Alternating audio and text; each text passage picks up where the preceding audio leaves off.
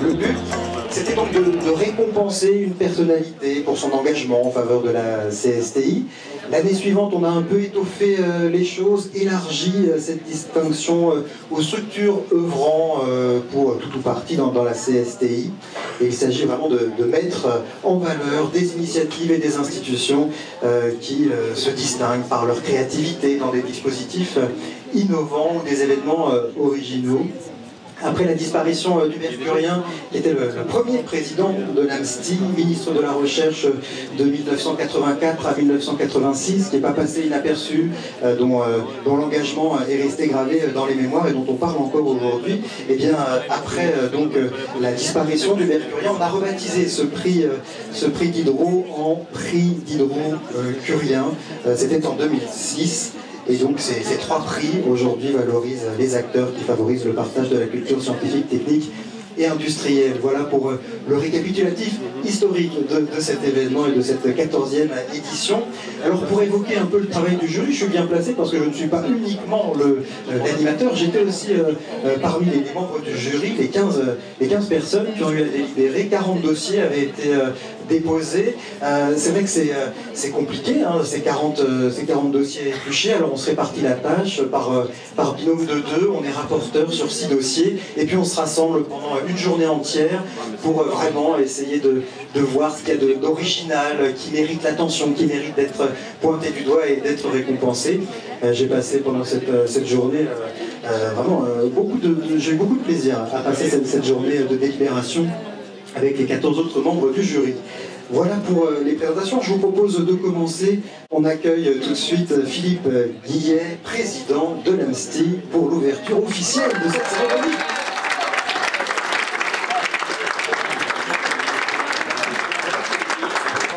Bonsoir, bonsoir. Bien sûr, belle journée, n'est-ce pas?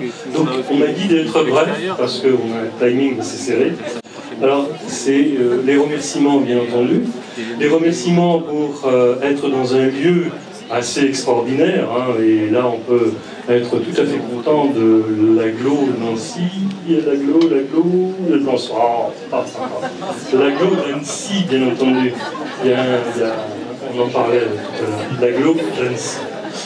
Je voudrais aussi donc remercier le ministère de l'Éducation nationale, de l'enseignement supérieur et de la recherche par leur présence. Merci beaucoup, parce que leur soutien est absolument indispensable au Diderot, mais aussi à l'AMSTI, évidemment tout entière. L'AMSTI, les Diderot, et spécifiquement pour ce jury, 3 institutions nationales dont il faut parler, bien sûr. Le musée des arts et métiers, qui est représenté par Juliette Raoult-Duval, qui est donc ici, Juliette, qui est là-bas, voilà. Le musée des arts et métiers, le muséum national d'histoire naturelle, avec Agnès Delacôte, qui est là-bas, qui pourront vous dire un petit mot après, et Univers Sciences, qui est ici et qui est représenté par Claude Farge, voilà, qui est ici aussi. Et ils auront tous les trois un petit mot de remerciement et de, bien sûr, d'encouragement pour continuer ces Diderot.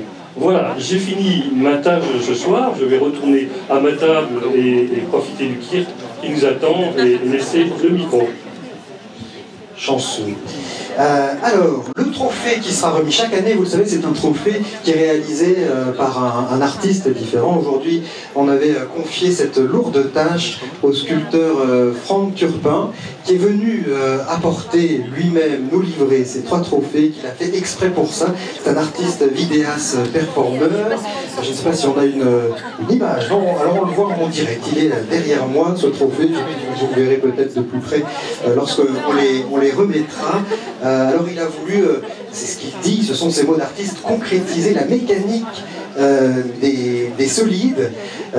Et vous le verrez, il y a une petite coupe au sommet de ce trophée. Ça fait une coupe dans la coupe. Voilà, je ne sais pas si je suis très bien placé pour décrire son œuvre, mais on le remercie vivement de nous avoir livré ce trophée. Vous pouvez évidemment applaudir Franck Turpin. Allez, je demande à présent aux 3 partenaires, sans qui rien ne serait possible, de me rejoindre sur scène. Ils ont été nommés tout à l'heure. Pour le Musée national d'histoire naturelle, Anne-Lise Delacote. Pour le Musée des Arts et Métiers, Juliette Raoul Duval. Et pour Universcience, Claude Farge, sous vos applaudissements.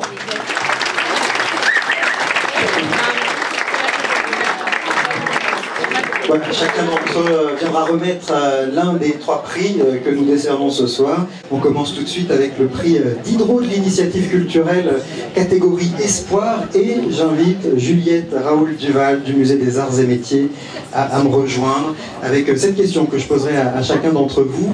Pourquoi êtes-vous partenaire de ces prix Diderot? Merci.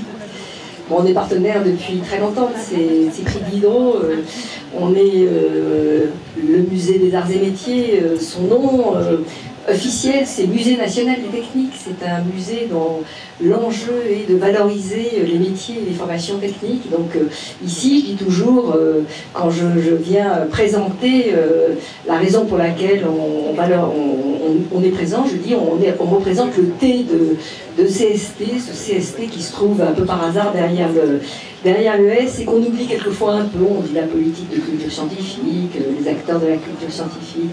Et en fait, avec cette abréviation, on alimente, peut-être sans le vouloir, une hiérarchisation beaucoup plus profonde, un petit peu. La science, c'est l'affaire de l'excellence, c'est l'affaire des meilleurs, et puis les métiers et les questions techniques, c'est pour les autres. Donc nous, on est là depuis qu'on a été créé, c'est-à-dire depuis 220 ans, depuis la Révolution française, depuis que l'abbé Grégoire avait décidé d'entreposer en un même lieu toutes les machines nouvellement inventées et perfectionnées.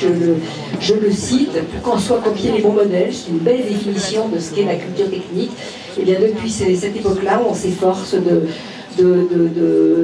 promouvoir toutes les initiatives et tout ce qui peut donner envie à des jeunes, à des inventeurs, à des gens un peu innovants, de se lancer dans l'aventure de la culture scientifique et technique, et notamment de la culture technique. Alors j'ajoute un mot, puisque cette année on a eu beaucoup de candidats, beaucoup plus que les années précédentes. Je ne sais pas très bien à quoi c'est dû, mais en tout cas je crois qu'il faut s'en réjouir, qu'il faut s'en féliciter, espérer que ça continue. Et j'espère qu'on aura finalement des lauréats dignes de ce prix important qu'on est. Alors, je vous remets l'enveloppe qui contient donc le nom du lauréat que nous avons nommé. Voilà.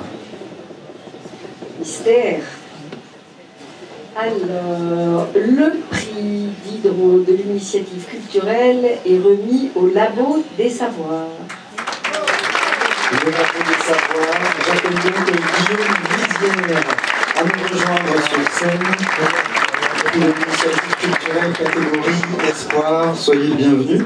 Alors, les Labos des Savoirs, c'est une association qui réalise notamment une émission de radio dont je vous propose un petit aperçu sonore d'écouter un petit medley que vous avez concocté pour qu'on voit. Bonsoir et bienvenue au Labo des Savoirs, votre émission activatrice de synapses. Et aujourd'hui au Labo des Savoirs, faites une expérience psychologique. Environnement, sociologie, politique, s'il fallait montrer que les géographes sont sur tous les fronts, ce sera fait avec cet épisode du Labo des Savoirs. Après Mars, c'est une lune de Jupiter, Europe, qui retient toute l'attention des agences spatiales. La chauve-souris est un animal bluffant. Le Labo des Savoirs vous propose un voyage au pays des songes. Ni animaux ni végétaux, ce sont les champignons. Que sait-on de ce frelon? Contre Vespa velutina, la résistance s'organise. Le sida en France est une histoire et c'est le thème aujourd'hui de ce Labo des Savoirs. Nous allons aujourd'hui décortiquer la création artistique et technique qui mène à la naissance d'un jeu vidéo. Ce soir, nous parlons du système nerveux entérique. Et bienvenue au Labo des Savoirs. Voilà de quoi retrouver vos meilleurs amis du collège, Euclide, Thalès et Pythagore. Embarquez dans ce nouveau monde, un monde plurilingue. C'était le Labo des Savoirs, votre rendez-vous scientifique à la radio. Nous serons de retour la semaine prochaine pour un nouvel épisode. À la semaine prochaine. À la semaine prochaine. À la semaine prochaine. Et à la semaine prochaine. La science, toutes les sciences, au Labo des Savoirs.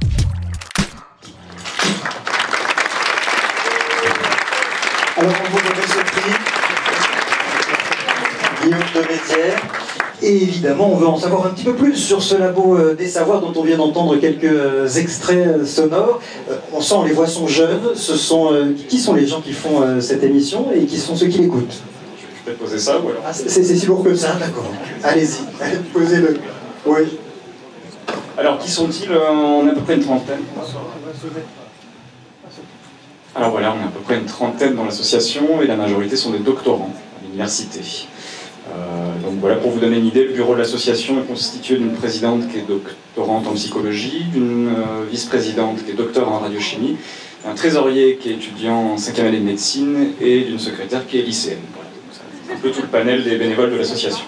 Avec plein de très bonnes idées, un calendrier de l'Avent juste avant Noël, avec des questions mathématiques, des choses à gagner, des cadeaux de Noël évidemment, avec ce calendrier, un troc des savoirs où l'on vient troquer ses connaissances contre d'autres connaissances. Qui sont les gens qui vous écoutent? Quelles sont les radios qui vous diffusent?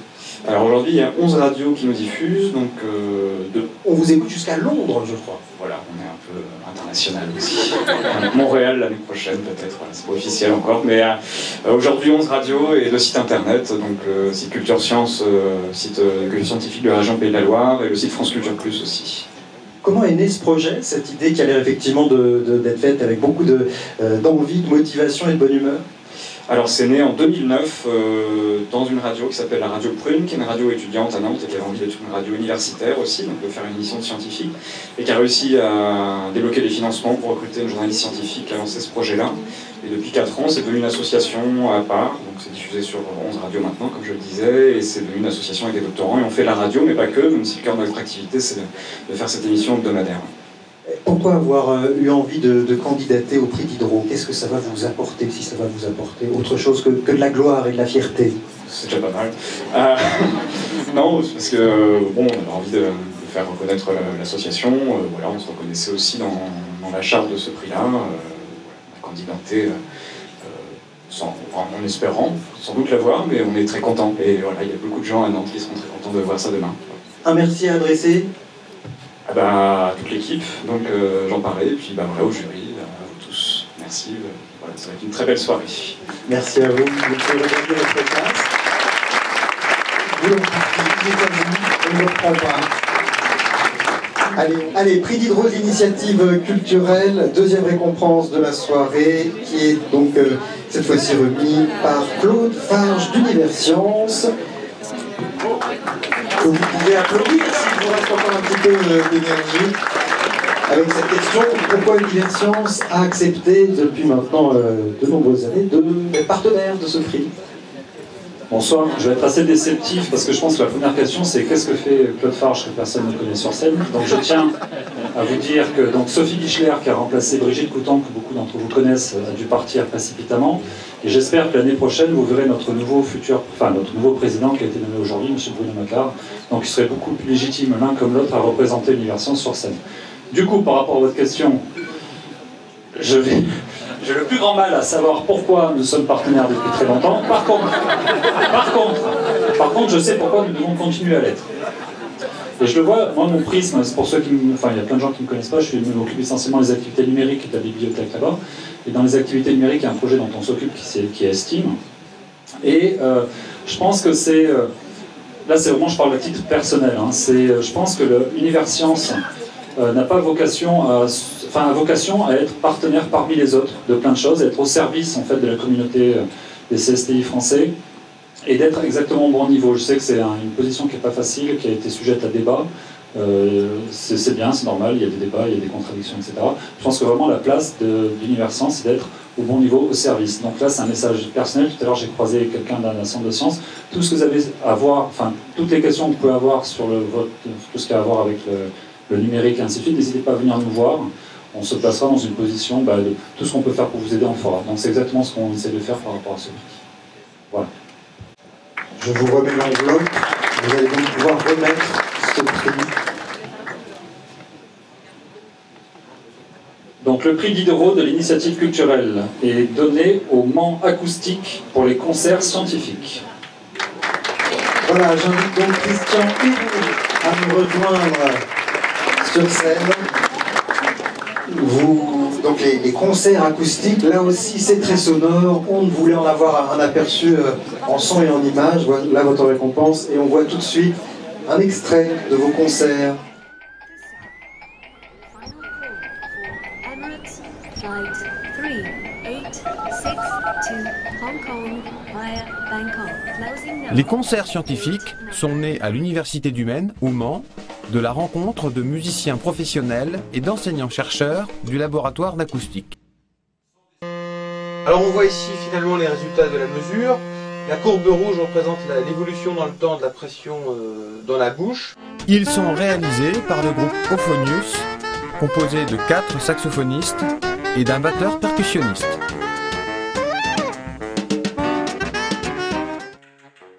Ils visent à expliquer les phénomènes physiques de l'acoustique en musique. Alors l'intérêt de ces deux approches, finalement, c'est que la conjonction des deux permet d'améliorer la compréhension, puisqu'il y a une association entre la perception et la représentation théorique, et donne à terme envie d'en savoir beaucoup plus sur les phénomènes qui sont présentés. On va imaginer que le rectangle vert représente la source sonore, à savoir la planche de bois sur laquelle frappe Fabien. Ce que j'aime bien aussi par rapport à ça, c'est peut-être moi apporter mon côté ludique par rapport aux sciences, c'est-à-dire que quelque part comme j'ai pas de formation scientifique, donc j'ai pas mal de questions à poser, mais finalement comme c'est destiné quand même à un public scolaire, je pense que ça peut être intéressant aussi que les questions soient relativement simples. Lors de l'impulsion donnée par la main, la planche va se mettre à osciller. Ces variations de pression vont créer un mouvement du tympan qui va créer le phénomène de l'audition. Donc résumons, 2 sources sonores qui émettent un son de niveau 82 décibels chacune, et au total ça fait 85 décibels, c'est-à-dire qu'on a gagné 3 décibels.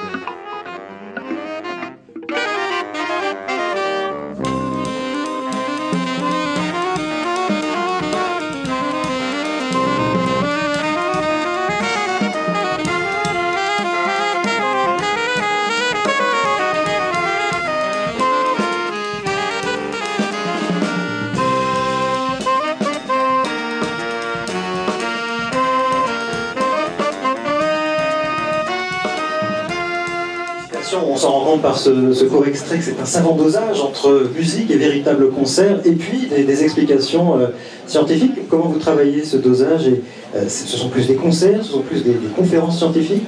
Alors on essaye de ne pas faire de conférences, de ne pas faire de cours. L'idée c'est vraiment de faire un spectacle, on essaye de mélanger le plus possible la science et la musique, voilà, de faire quelque chose qui ne soit pas dichotomique. Alors nous, les enseignants-chercheurs, on amène nos contenus scientifiques, donc au début c'est très brut.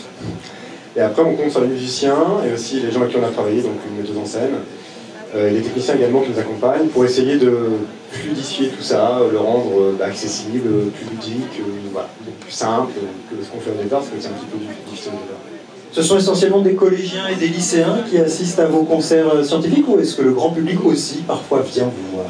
Alors on fait les deux, hein. L'idée originale c'était de tourner dans les lycées, donc c'est plutôt des lycéens que l'on rencontre. Les collégiens ont un petit peu de mal à suivre tout. Et après, on fait également des manifestations comme la fête de la science, où là on rencontre le grand public, donc ça va des enfants jusqu'à des personnes plus âgées. Et donc c'est deux publics très très différents, deux approches très très différentes. Quel est le retour de ces deux publics? Alors je trouve qu'au niveau du grand public, il y a un retour très, très frais. Les gens découvrent alors soit la science en général, soit l'acoustique. Ils viennent aussi pour écouter la musique, donc ça on a un très très bon retour de ce côté-là. Chez les lycéens, c'est variable. En fait, il ne faut pas se tromper de cible. Quand les lycéens, quand ils ont déjà vu un programme, parce que l'acoustique fait partie du programme de terminale, il faut essayer de leur présenter des choses nouvelles. Donc on essaye d'adapter nos concerts, suivant que ce sont des premières S, des secondes, des terminales. On essaie d'adapter le discours pour qu'ils soient intéressés, qu'ils restent captés, sinon ils s'en vont ailleurs. Qu'est-ce qui vous a poussé à déposer un dossier de candidature pour ce prix? Alors nous, on a beaucoup joué en Pays de Loire, on s'est exporté un tout petit peu en Normandie, dans le Lot. En fait, on cherche à aller un petit peu plus loin, donc avoir un rayonnement un peu plus national. Et puis, on a fait un travail depuis 5 ans comme ça, et qu'en plus on trouve un prix qui correspond parfaitement à ce qu'on a fait, c'est-à-dire le mélange de l'art et de la science, en tout cas pour nous. Eh bien, on a envie de proposer ça, et puis d'essayer d'avoir ce prix, et c'est une chose. Alors ici, il y a beaucoup d'acteurs de la culture scientifique et technique. Si on a envie de faire appel à vos services et de produire un concert scientifique, on vous appelle, comment ça se passe? Voilà, on nous appelle, et après, nous, on va travailler avec notre partenaire actuel, le CCST Même Science, qui diffusent les concerts. Alors ça dépend si c'est en Pays de Loire. Si c'est en Pays de Loire, c'est avec les Instituts de Sciences. Si c'est en dehors des Pays de Loire, on va gérer ça nous-mêmes avec notre tourneur qui va faciliter toute la mise en place du concert. Personne en particulier à remercier? Ben moi je remercie l'Université du Maine d'une part, et puis donc le CCT Humaine Sciences en particulier, et puis sinon le jury qui nous a choisi. Parmi 40, je ne savais pas qu'il y avait 40 candidats, donc c'est très impressionnant. 40 dossiers. Et puis voilà, je remercie tous mes collègues qui sont absents aujourd'hui, mais qui me missionnent pour recevoir le prix. Vous les saluerez pour nous. Merci beaucoup. Amis de la Côte, troisième et dernier partenaire. Pourquoi donc le Muséum national d'histoire naturelle fait partie de la bande? Tout à fait, merci Daniel. Oui, effectivement, le Muséum national d'histoire naturelle soutient depuis de nombreuses années, aux côtés du CNAM et de l'Univers Sciences, ce prix d'initiative culturelle, qui est pluriel, comme vous l'avez remarqué. Et voilà, en fait, je tiens à souligner que voilà, vous avez une petite représentation de la diversité de structures que vous-même vous représentez. Et voilà, je pense que c'est cette richesse-là qu'on souhaite soutenir. Et à l'occasion de ce congrès de la LESTI, effectivement, de poursuivre les échanges et voilà, échanger de bonnes pratiques, comme on dit. Voilà, mais c'est un réel plaisir d'échanger avec vous tous. Et pour revenir sur le prix Diderot, effectivement, c'est aussi voilà, d'encourager ces initiatives et voilà, de marquer. Alors, c'est toujours difficile de faire le choix, comme tu disais, Daniel, au moment du jury. Voilà. Moi, je tiens à souligner, effectivement, vous avez été très nombreux à candidater. Renouvelez vos candidatures aussi pour les années suivantes et ceux qui n'osent pas le faire, faites-le vraiment. Je tiens à souligner aussi que pour certains projets, c'est fait avec peu de moyens. Et voilà, donc vraiment tous nos encouragements dans ce sens-là. Alors, je te remets l'enveloppe. Amis, tu n'as pas complètement terminé ta mission. Je te remets l'enveloppe, mais tu ne l'ouvres pas complètement tout de suite, puisque la petite subtilité, le président du jury en personne, Étienne Klein, que je demande d'accueillir. Alors, exercice d'équilibriste, vous parlez du lauréat sans le nommer. Bien, bonsoir à tous. D'abord, est-ce que je peux dire que, même si on m'a demandé d'être bref, je vais quand même dire que je suis très content d'être là, parce que d'habitude, je ne suis pas là.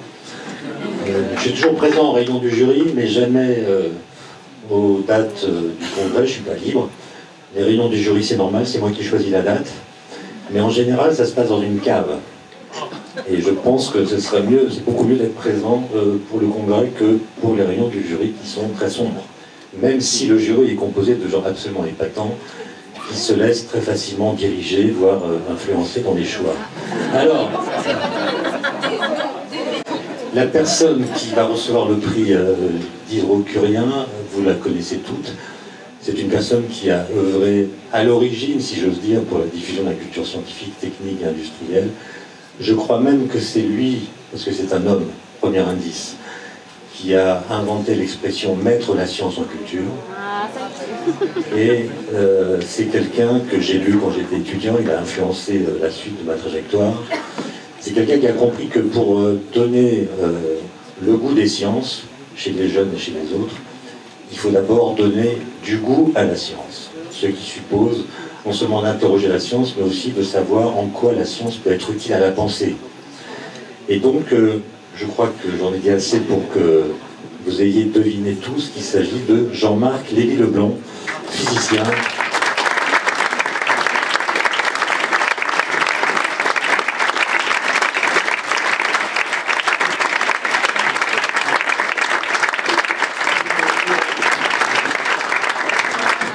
Alors, je confirme que ce n'est plus à peine d'ouvrir l'enveloppe, hein, allez, on l'a compris.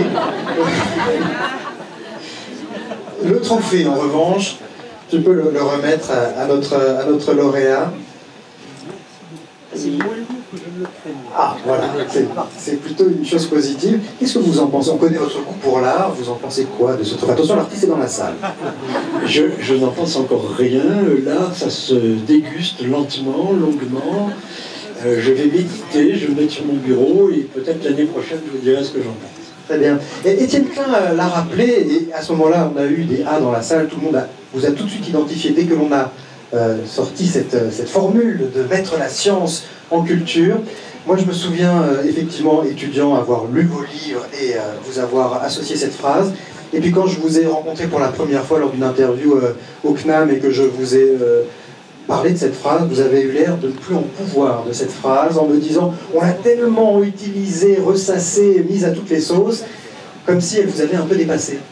Bah, un petit peu, c'est-à-dire que ce que je regrette, c'est qu'elle ne soit pas si bien mise en pratique, quoi. Plus on la prononce, moins on en fait, d'une certaine façon. Donc, mettez la science en culture, continuez, s'il vous plaît. Et peut-être est-il inutile de le dire si on le fait. Très bien. Alors, vous vouliez, je crois, dire plusieurs mots très précis. Ouais, j'ai 3 mots à dire. Le premier, c'est merci. Merci au jury, merci à l'ANSTI, merci à vous tous. Et je suis d'autant plus honoré de recevoir ce prix que, en fait, mon travail a toujours été un travail à la fois un peu personnel, marginal, individuel et théorique. Et je sais à quel point ça n'aurait aucun sens si il n'y avait pas sur le terrain ce que vous faites les uns, les unes et les autres tous les jours dans vos associations, vos musées, vos centres, etc. Donc il ne sera rien d'agiter des idées et des mots s'il n'y a pas des gens pour les mettre en pratique. Donc merci, merci à vous. Mon deuxième mot, c'est s'il vous plaît. Et ce s'il vous plaît concerne ceux dont peut-être à quoi je suis le plus attaché dans cette pratique de mise en culture de la science, c'est la revue Alliage, qui porte le sous-titre Culture, Sciences, Techniques, dans cet ordre-là. Cette revue existe depuis maintenant 25 ans, 1989, nous sommes au numéro 75, et je fais appel à vous parce que trop peu nombreux sont les membres de l'ANSTI qui sont abonnés. Voilà, c'est un appel, nous avons besoin d'abonnés. J'ai l'outrecuidance de penser que vous pouvez avoir besoin de la revue parce que c'est quand même un lieu de débat qui agite des idées, qui est un lieu de rencontre entre précisément des artistes, des scientifiques, des philosophes, des médiateurs, etc. Et je souhaiterais non seulement que vous en soyez lecteurs, mais que plus nombreux vous en soyez contributeurs et auteurs. Les pages vous sont ouvertes, soit pour parler de vos expériences de terrain, soit pour apporter et débattre des idées. Alors j'ai apporté, je ne sais pas où je les mettrai tout à l'heure, mais toute une série de dépliants que vous êtes priés d'emporter et encore plus priés de remplir et d'envoyer des abonnements. Nous en avons effectivement beaucoup besoin, car pour ne rien vous cacher, le soutien des pouvoirs publics s'est fait extrêmement rare au cours des dernières années. J'espère que ça va changer. Mon troisième mot serait attention. Je parle là, en revenant, j'étais au Japon, il y a 3 jours, j'étais à Hiroshima. Je ne voudrais pas assombrir l'atmosphère de cette soirée, mais passer 24 heures, 48 heures à Hiroshima, c'est une épreuve qui est fort douloureuse. La ville est très belle, totalement reconstruite, gaie, etc. Mais on ne peut s'empêcher, évidemment, d'aller d'une part sur les lieux, de visiter le musée, et je vous assure que pour quelqu'un qui est un physicien, c'est une véritable épreuve morale, car le projet Manhattan, donc de construction de l'arme nucléaire aux États-Unis entre 1942 et 1945, certes, ce n'est pas la première fois que la science est utilisée à des fins militaires, c'est la première fois qu'elle est développée à des fins militaires. Auparavant, on a vu beaucoup d'applications guerrières, meurtrières, de découvertes scientifiques. Là, il s'est agi d'autre chose en 1942. En 1942, on venait de découvrir la fission, on ne savait pas si on allait pouvoir la mettre en œuvre pour pouvoir extraire l'énergie du noyau. Donc c'est la première fois que la science est menée en tant qu'activité de recherche au service de la destruction. Et je crois que c'est quelque chose que nous ne devons pas oublier, car une bonne partie du monde contemporain dans lequel nous vivons est issue de ce moment-là. Les débats que nous avons en ce moment, par exemple sur l'énergie nucléaire civile, n'auraient certainement pas lieu s'il n'y avait pas eu la bombe. L'investissement des États-Unis de cette affaire-là est colossal. Seule une économie de guerre a permis de faire les premiers pas dans le développement de l'énergie nucléaire. Et donc, d'une certaine façon, nous sommes un peu plus d'un demi-siècle après, tous des enfants de la bombe. Et si je dis ça, c'est simplement parce qu'il me semble que l'un des aspects, pour moi en tout cas, cruciaux du rapport entre science et culture, c'est que je ne peux pas entendre le mot culture sans lui donner une portée critique. Critique, entendons-nous bien, il ne s'agit pas de critiquer la science en tant que telle, il s'agit d'avoir une attitude critique à la fois par rapport à la science et la technologie, d'en reconnaître les apports, mais aussi d'en comprendre et les limites et les dangers. Et je terminerai en vous lisant un petit texte que je trouve personnellement tout à fait remarquable, et qui est le suivant. Plus nous arrachons de choses à la nature, grâce à l'organisation du travail, aux grandes découvertes et inventions, plus nous tombons, semble-t-il, dans l'insécurité de l'existence. Ce n'est pas nous qui dominons les choses, semble-t-il, mais les choses qui nous dominent. J'étais au Japon, les gens de Fukushima certainement ne me démentiraient pas ce texte. Or, cette apparence subsiste parce que certains hommes, par l'intermédiaire des choses, dominent d'autres hommes. Nous ne serons libérés des puissances naturelles que lorsque nous serons libérés de la violence des hommes. Si nous voulons profiter en tant qu'hommes de notre connaissance de la nature, il nous faut ajouter à notre connaissance de la nature la connaissance de la société humaine. Ce texte a été écrit par Bertolt Brecht en 1939, donc à la veille de la Seconde Guerre mondiale. Et donc je n'assombrirai pas plus les réjouissances de ce soir, mais me vient à l'esprit une idée, une proposition, c'est qu'il me semble qu'un prochain congrès de l'ANSTI pourrait avoir lieu sur un thème qui serait celui de la place des sciences humaines et sociales par rapport à la culture scientifique et technique. Je vous remercie. Merci, Jean-Marc Lebrun. La photo séminaire. Étienne Klein, le mot de la fin, une conclusion. Écoutez, je crois que nous avons rendez-vous l'année prochaine à Nantes pour un congrès consacré peut-être au thème qu'a proposé Jean-Marc Lebrun à l'instant, ou bien autre chose. Et il y aura aussi une réédition de cette cérémonie dans un théâtre à Paris qui s'appelle le Théâtre de la Reine Blanche, qui en fait a été acheté par le mari d'une de mes anciennes élèves, qui est passionné de théâtre et de sciences et qui veut que la moitié de la programmation de ce théâtre soit consacrée à de la science, à des conférences scénarisées. Je vous invite d'ailleurs à voir le programme qu'elle est en train de mettre sur pied pour l'année qui vient. Et le 27 septembre, j'ai cru comprendre qu'il y aura une répétition de cette soirée avec les lauréats s'ils peuvent venir. Et je ne sais pas s'il y aura une deuxième statue, mais en tout cas, ils auront les mêmes applaudissements ce soir-là au Théâtre de la Reine Blanche. Merci Étienne Klein. Voilà, ainsi s'achève cette 14e édition des Photos d'Hydro. J'invite les trois lauréats, les partenaires, le président de l'ANSTI à venir sur scène pour la photo finale. Puis on se retrouve, Étienne l'a dit, le 27 septembre à la Reine Blanche à Paris.